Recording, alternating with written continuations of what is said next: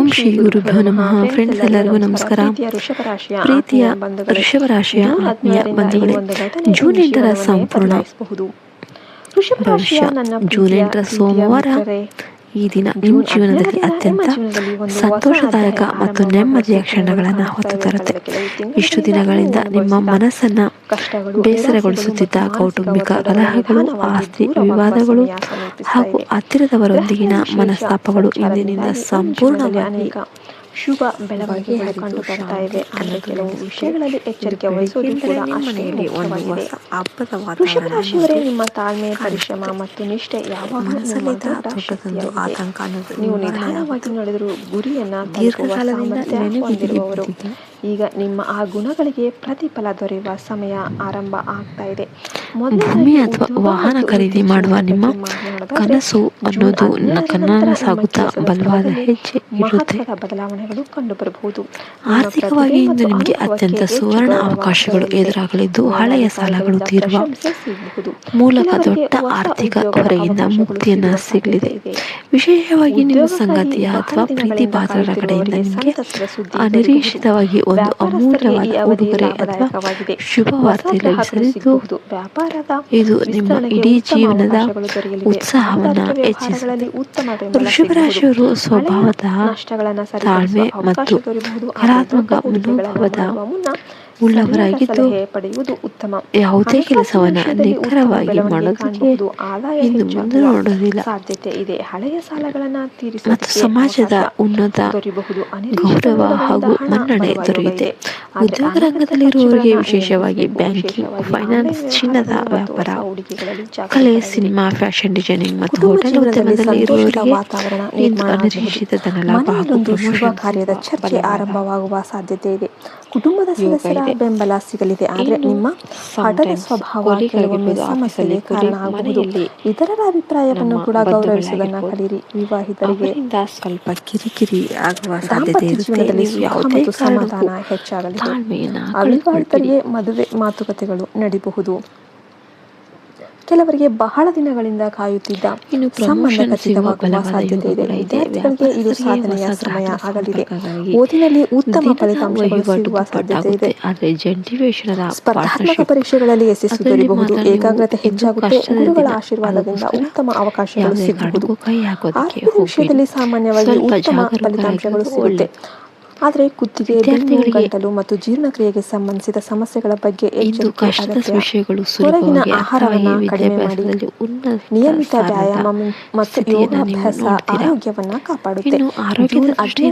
ನಿಮ್ಮ ಜೀವನದಲ್ಲಿ ಬಹಳ ದಿನಗಳಿಂದ ಕಾಯುತ್ತಿದ್ದ ಒಂದು ಶುಭ ಸುದ್ದಿ ಬರಬಹುದು. ಉದ್ಯೋಗ, ಹಣಕಾಸು ಅಥವಾ ಕುಟುಂಬಕ್ಕೆ ಸಂಬಂಧಿಸಿದ ವಿಷಯದಲ್ಲಿ ಅನಿರೀಕ್ಷಿತ ಸಂತೋಷ ಸಿಗುವ ಸಾಧ್ಯತೆ ಇದೆ. ನಿಮ್ಮ ವಿರುದ್ಧ ಇದ್ದ ಕೆಲವರು ನಿಮ್ಮ ಯಶಸ್ಸನ್ನು ನೋಡಿ ಆಶ್ಚರ್ಯಪಡುವ ಪರಿಸ್ಥಿತಿ ಬರಬಹುದು. ಆಧ್ಯಾತ್ಮಿಕವಾಗಿ ಈ ಸಮಯ ಅತ್ಯಂತ ಅನುಕೂಲಕರವಾಗಿದೆ. ಪ್ರತಿ ಶುಕ್ರವಾರ ಮಹಾಲಕ್ಷ್ಮಿ ಗ್ರಹ ಯಾವುದಂದ್ರೆ ಶುಕ್ರ ಅಧಿಪತಿಯಾಗಿದ್ದು, ಕೃತಿಕ 2, 3, 4ನೇ ಪಾದ, ರೋಹಿಣಿ ಮತ್ತು ಮೃಗಶಿರ ನಕ್ಷತ್ರದ 1 ಮತ್ತು 2ನೇ ಪಾದದ ಪ್ರಭಾವದಿಂದಾಗಿ ನಿಮ್ಮಲ್ಲಿ ಆಕರ್ಷಣ ಶಕ್ತಿ ಅನ್ನೋದು 17ರ ನಂತರ ಆರ್ಥಿಕ ಬೆಳವಣಿಗೆ, ಉದ್ಯೋಗದಲ್ಲಿ ಯಶಸ್ಸು, ಕುಟುಂಬದ ಸಂತೋಷ ಮತ್ತು ಬಿಳಿ, ತಿಳಿ, ನೀಲಿ ಮತ್ತು ಹಸಿರು ಬಣ್ಣಗಳು ಅತ್ಯಂತ ಅದೃಷ್ಟವನ್ನ ತಂದುಕೊಡುತ್ತೆ. 2, 6 ಮತ್ತು 24 ಸಂಖ್ಯೆಗಳು ಶುಭ ಸೂಚಕವಾಗಿರುತ್ತೆ. ಇದು ಉತ್ತರ ಅಥವಾ ವಾಯುವ್ಯ ದಿಸೆಯ ಪ್ರಯಾಣಗಳೇನಿದೆ ನಿಮಗೆ ಸಕಲ ಕಾರ್ಯಸಿದ್ಧಿಯನ್ನು ತಂದುಕೊಡುತ್ತೆ. ಸುಖ, ಸಂಪತ್ತು, ಆರೋಗ್ಯ ಮತ್ತು ನಿಮ್ಮ ಮೇಲಿರುವ ನೆಗೆಟಿವ್ ಎನರ್ಜಿ ಜೈ ಭರತ್ಮಾತೆ. ಹರಿ ಓಂ ತತ್ಸತ್. ಸರ್ವೇ ಜನೋ ಸುಖಿನೋ ಭವಂತು. ದೃಷ್ಟಿದೋಷವನ್ನು ಕಡಿಮೆ ಮಾಡೋದಕ್ಕೆ ಸಾಯಂಕಾಲ ಒಂದು ನಿಂಬೆಹಣ್ಣನ್ನು ತೆಗೆದುಕೊಂಡು ಅದಕ್ಕೆ ಕುಂಕುಮವನ್ನು ಹಚ್ಚಿ ನಿಮ್ಮ ತಲೆ ಸುತ್ತಲೂ 3 ಬಾರಿ ನಿವಾಳಿಸಿಬಿಡಿ. ದೃಷ್ಟಿ ತೆಗೆದು ಮನೆಯ ಮುಂಭಾಗದ ರಸ್ತೆಯ ದಾಟಿ ಯಾರೂ ತುಳಿಯದ ಜಾಗದಲ್ಲಿ ಹಾಕಿಬಿಡಿ. ಇದರಿಂದ ಮನೆಯ ಮೇಲಿರುವ ಕೆಟ್ಟ ದೃಷ್ಟಿ ಮತ್ತು ಆರ್ಥಿಕ ದಾರಿದ್ರ್ಯ ಏನಾದರೂ ದೂರ ಆಗುತ್ತೆ. ಇಂದು ಸೋಮವಾರ ಆಗಿರೋದ್ರಿಂದ ಶಿವನಿಗೆ ಹಾಲಿನ ಅಭಿಷೇಕ ಮಾಡಿ ಅಥವಾ ಬಿಳಿ ಹೂಗಳನ್ನು ಅರ್ಪಿಸಿ ಓಂ ನಮಃ ಶಿವಾಯ ಅಂತ ಈ ಮಂತ್ರವನ್ನು 11 ಬಾರಿ ಪಠಿಸಿ ತುಪ್ಪದ ದೀಪ ಹಚ್ಚಿ, ಹಾಗೆಯೇ ಸಾಯಂಕಾಲದ ವೇಳೆ ಮನೆಯ ಹೊಸ್ತಿಲಿಗೆ ಉಪ್ಪು ಮತ್ತು ಪಚ್ಚಕರ್ಪೂರ ಬೆರೆಸಿದ ನೀರನ್ನು ಚಿಮುಕಿಸೋದ್ರಿಂದ ಲಕ್ಷ್ಮೀ ದೇವಿಯು ನಿಮ್ಮ ಮನೆಯಲ್ಲಿ ಶಾಶ್ವತವಾಗಿ ನೆಲೆಸ್ತಾಳೆ. ನಿಮಗೆಲ್ಲರಿಗೂ ವಿಡಿಯೋ ಇಷ್ಟ ಆಯ್ತು ಅಂದರೆ ಲೈಕ್ ಮಾಡಿ, ಶೇರ್ ಮಾಡಿ, ಸಬ್ಸ್ಕ್ರೈಬ್ ಮಾಡಿ. ಓಂ ನಮಃ ಶಿವಾಯ ಅಂತ ಕಮೆಂಟ್ ಮಾಡೋದನ್ನು ಮರಿಬೇಡಿ. ಜೈ ಹಿಂದ್, ಜೈ ಭಾರತ್ ಮಾತೆ. ಹರಿ ಓಂ ತತ್ಸತ್. ಸರ್ವೇ ಜನೋ ಸುಖಿನೋ ಭವಂತು.